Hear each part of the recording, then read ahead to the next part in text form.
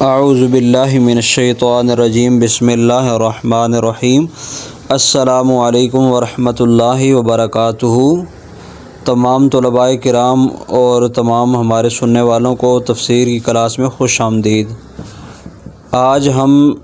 دوسرے سپارے کا آخری سبق جو ہے وہ پڑھ رہے ہیں۔ اس کے بعد انشاءاللہ تیسرے سپارے کے جو اہم واقعات ہیں اور آیات ہیں ان کا ترجمہ اور تفسیر پڑھیں گے۔ اور آج انگریزی سال کا جو آخری دن بھی ہے، تو اس کے حوالے سے بھی ہم گزارش کر دیں کہ اس رات کو ہمیں اپنے پچھلے جو گناہ ہیں ان سے توبہ استغفار کرنی چاہیے، نہ کہ کسی اور طریقوں سے اس کو منانا چاہیے، اور نہ یہ شرعاً جائز ہے۔ اب بڑھتے ہیں اپنے سبق کی طرف۔ اللہ تبارک و تعالی جل شانہ نے فرمایا فَهَزَمُوهُمْ بِإِذْنِ اللَّهِ، پس بھگا دیا ان کو اللہ نے،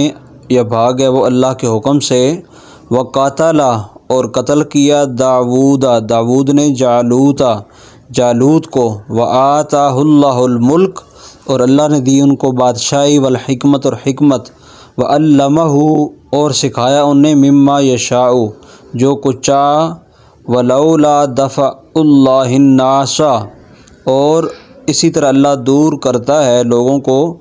بعضهم ببعض، بعض کو بعض سے، لفسدت الارض، جو زمین میں فساد کرتے ہیں۔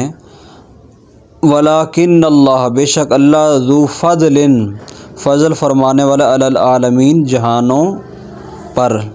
جہان والوں پر۔ تو یہ آیت کا ترجمہ ہے۔ اب اس آیت میں حضرت داؤد علیہ السلام اور جالوت،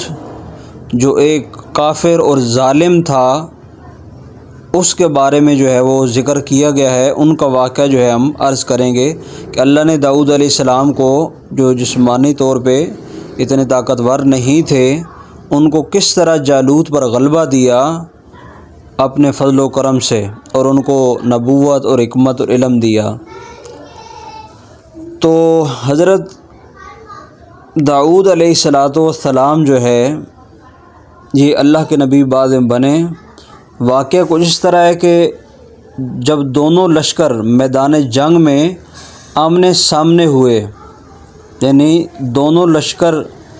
سے مراد جو ہے وہ ایمان والوں کا لشکر اور کفار کا لشکر، تو جالوت نے بنی اسرائیل سے مقابلہ کرنے والا طلب کیا، یعنی بنی اسرائیل جو ایمان والے تھے ان سے کہا کہ آپ میں کوئی ہے، کیونکہ یہ زیادہ طاقتور تھا، اس کا قوی جسم تھا اور بڑا جابر تھا، شہزور تھا، عظیم الجثہ، یعنی بڑے جثے والا تھا، قد آور بھی تھا، یعنی وہ بہت طاقتور تھا۔ تو اس نے اپنے اوپر غرور کرتے ہوئے کہا کہ ہے کوئی مجھ سے لڑنے والا جو میرے سامنے آئے اور مجھ سے آ کر مقابلہ کرے۔ یہ تھا طالوت۔ ایک بھی ہم نے کل جو تھا وہ واقعہ پیش کیا، وہ جالوت کا تھا۔ آج جو ہم پیش کریں وہ جالوت ہے، اور جو پیچھے ہم ذکر کر چکے ہیں وہ طالوت علیہ السلام تھے۔ تو جالوت نے کہا کہ کوئی ہے میرا مقابلہ کرنے والا، کہ جو میرا مقابلہ کرے۔ تو طالوت علیہ السلام نے، جو اس وقت کیا تھے، بادشاہ تھے، اپنے لشکر میں اعلان کیا کہ جو شخص جالوت کو قتل کرے، میں اپنی بیٹی اس کے نکاح میں دے دوں گا اور آدھا ملک اسے دے دوں گا۔ مگر کسی نے اس کا جواب نہ دیا۔ تو طالوت نے حضرت شمول علیہ السلام سے عرض کی، بادشاہ نے اللہ کے نبی سے عرض کی، کیونکہ ان کا ذکر ہم پچھلی ویڈیو میں بھی کر چکے ہیں، عرض کی بارگاہ الہی میں دعا کریں کہ آپ علیہ السلام دعا کریں اللہ سے۔ تو آپ علیہ السلام نے دعا کی، تو بتایا کہ حضرت داؤد علیہ السلام جو ہیں وہ اس ملعون کو قتل کریں گے اور اس کو ماریں گے، یہ انہوں نے بتایا۔ تو حضرت داؤد علیہ السلام کے والد عیشا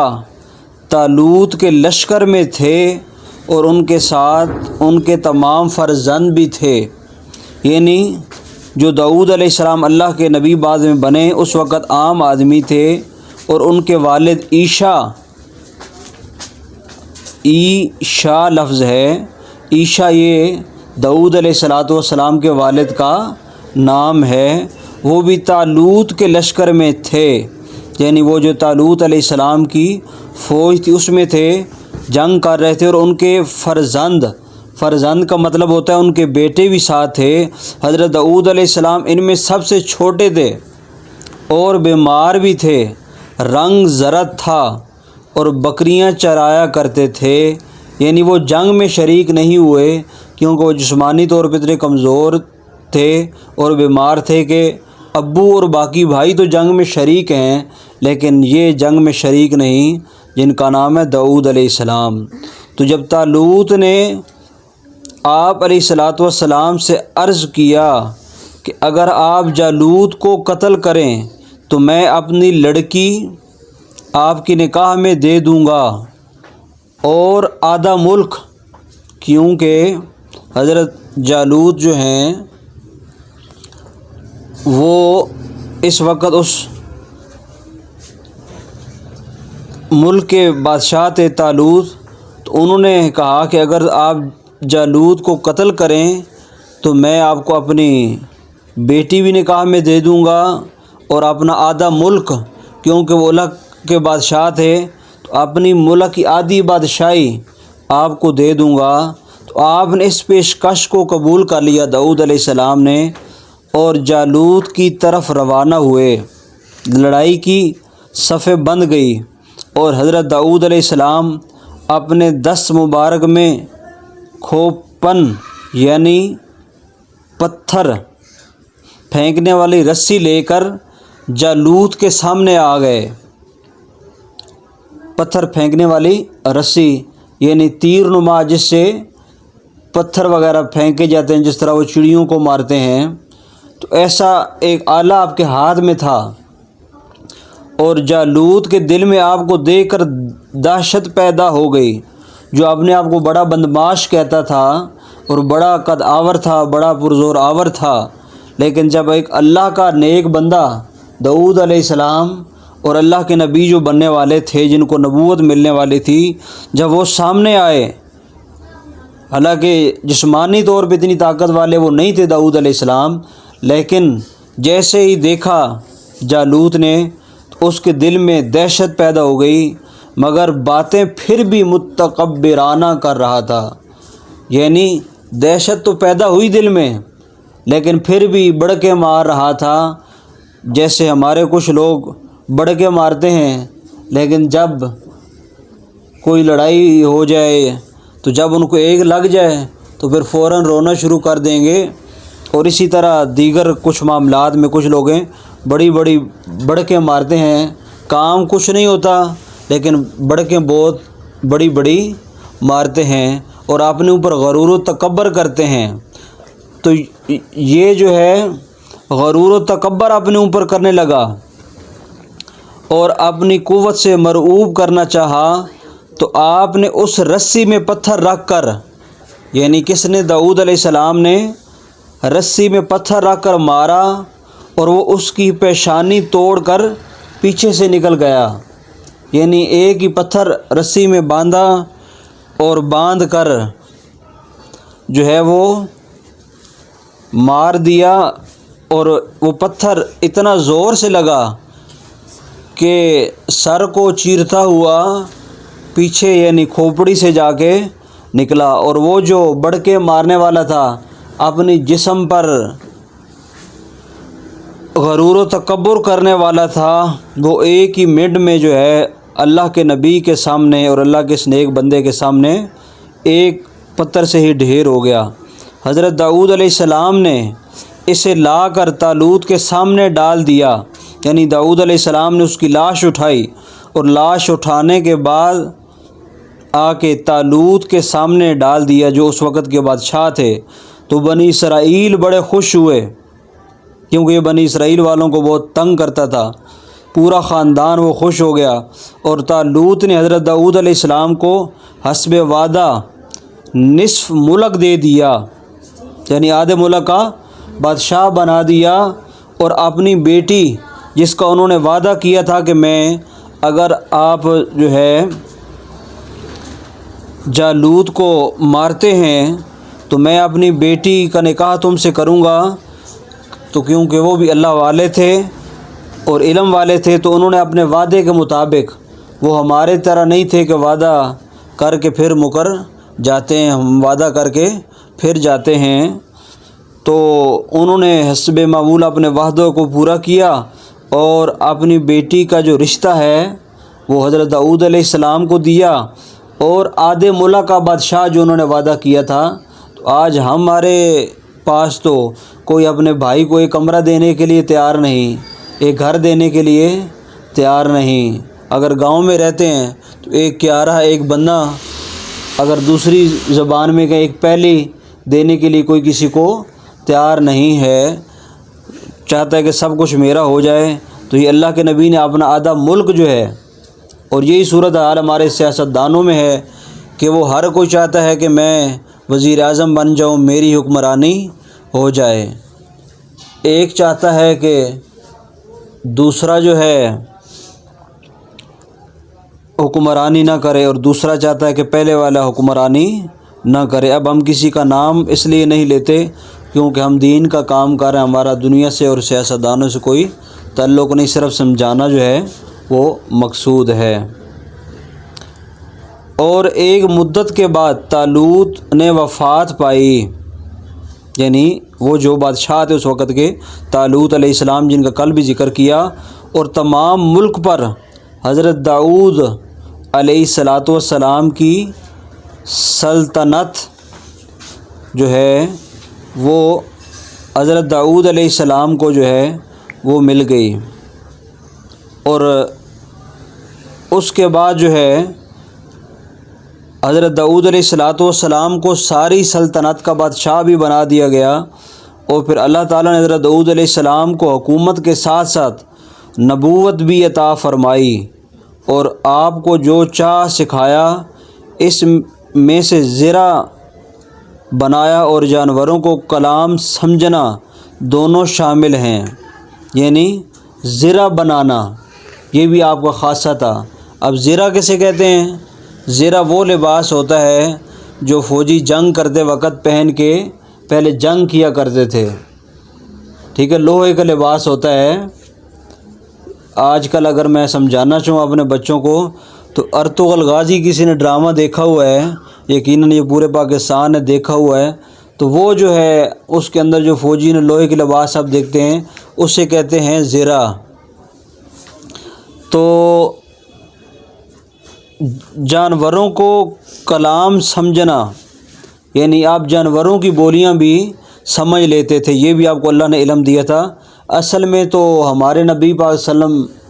کو بھی اللہ نے یہ معجزے، یعنی جتنے معجزے باقی انبیاء کو ایک ایک معجزہ دیا کہ کوئی نبی جو ہے وہ مردے زندہ کرتا تھا، کوئی جانوروں کی بولیاں سمجھتا تھا، اور اسی طرح باقی انبیاء کو بعض معجزے عطا فرمائے، لیکن ہمارے نبی ہیں جن کو سارے معجزے اللہ تبارک و تعالی جل شانہ نے عطا فرمائے دیے۔ اس لیے اعلیٰ حضرت فرماتے ہیں سب سے اولیٰ و اعلیٰ ہمارا نبی، سب سے بالا و اعلیٰ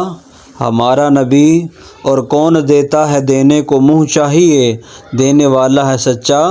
ہمارا نبی، اور غم زدوں کو رضا مستدی جے کے ہے، بے کسوں کا سہارا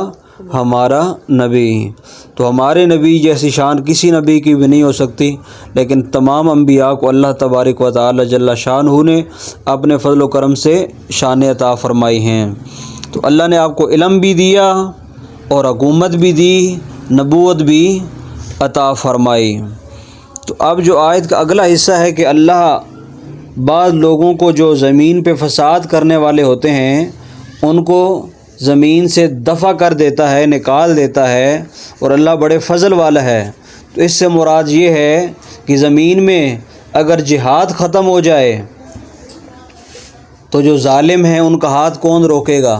اگر اسی طرح جو چور ہیں، اگر چوروں کو پکڑنے والی پولیس نہ رہے تو وہ چور پھر اور چوریاں کرنے لگ جائیں گے، اور اس طرح بہت سارے جو فساد کرنے والے لوگ ہیں ان کا خاتمہ بہت ضروری ہے۔ تو اللہ فرماتا ہے کہ ہم جو لوگ زمین میں فساد کرنے والے ہوتے ہیں ان کو ختم کر دیتے ہیں، اور وَلَٰكِنَّ اللَّهَ ذُو فَضْلٍ عَلَى الْعَالَمِينَ، اللہ فرماتا ہے یہ ہمارا بڑا فضل ہے۔ جیسے یہ جالوت لوگوں کو مارا کرتا تھا، قتل کیا کرتا تھا، ظلم کرتا تھا لوگوں پہ، تو پھر اللہ نے ایک کمزور سے آدمی جو ظاہری طور پہ طاقتور نہیں تھے، ان کا جسم کمزور تھا، بیمار بھی تھے، تو بیمار ہونے کے باوجود جو ہے انہوں نے ان کو جو ہے جالوت کو حضرت داؤد علیہ السلام نے قتل کر دیا۔ تو اللہ کو فساد بالکل پسند نہیں ہے۔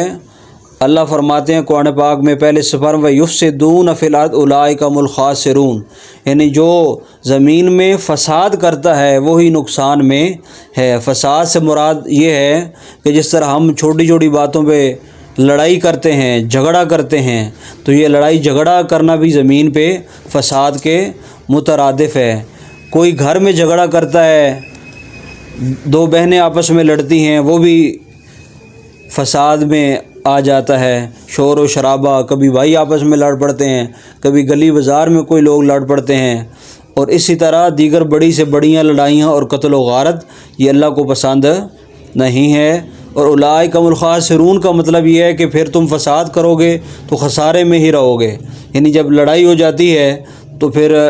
لوگ تھانوں میں چلے جاتے ہیں، پھر خرچے ہوتے ہیں، پیسے ان کاموں میں خرچ کر دیتے ہیں، اور جو جائز کام ہیں ان سے اپنی جو کمائی جائز کمائی ہوئی وہ اس طرح کے کاموں میں پھر لگا دیتے ہیں، اور پھر آخر پہ لڑائی کا نتیجہ کیا ہوتا ہے؟ یا صلح یا پھانسی۔ جو قتل کیا ہے تو پھانسی ہو جائے گی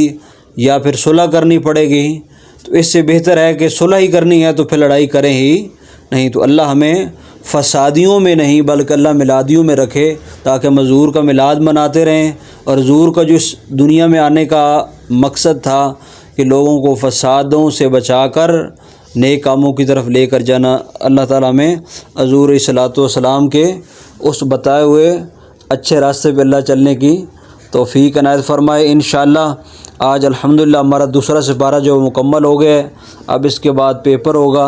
اور پھر اس کے بعد جو ہے تیسرا سپارہ 2-3 دن کے وقفے کے بعد انشاءاللہ شروع کریں گے، اور انشاءاللہ ایک نئی ویڈیو کے ساتھ آپ کے ساتھ ملاقات کریں گے۔ تمام دوستوں سے گزارش ہے کہ اگر آج پہلی دفعہ ہمارے چینل کو سن رہے ہیں اور اس کلاس میں شامل ہونا چاہتے ہیں تو ہمارے چینل کو سبسکرائب کر دیں، تاکہ ایسی پیاری ویڈیو آپ کو ملتی رہیں۔